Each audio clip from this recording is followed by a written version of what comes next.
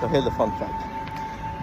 I haven't washed this car in like 3-4 months. It's literally, or maybe longer. It's been literally sat in the garage. You see it's still bleeding from the initial wax. And admittedly, this is not a wax I personally use. This is a wax that is supplied from the do-it-yourself jet wash, which means I do not use any brush apart from the sprays and the wash. If I'm in that kind of mood, I don't have the time for it. I mean, the beading. Give it a few months. It's not bad. Dull. Fit for purpose. What it is. So I'm gonna give it a quick maintenance. Go from there.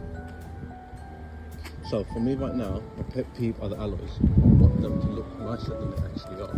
So it snowed. But the alloys gonna hit while it's been covered. So it should look a bit better.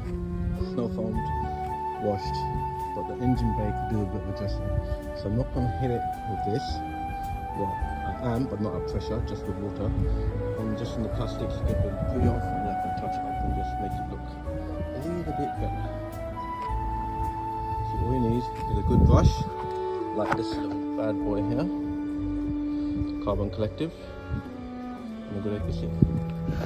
Adams lasts a long time, the Adams shampoo, right? So I've got down to say last say 150 odd mil, and the container broke. So here's what you do to implement it. These boys, you can't have a bit of surgery.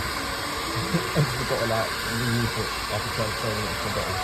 So yeah, be resourceful. Adams with a low pressure jet.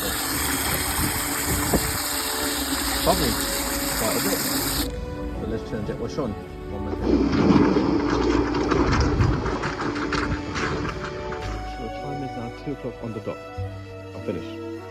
Well, I say I'm finished. But I'm going to put the car back in the garage now. So washed, arches all done, alloys looking a lot better.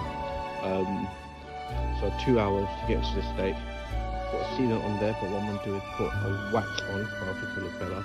And I'm going to touch up the engine bay and do a bit more on the plastics. So yeah, nice, 2 hours.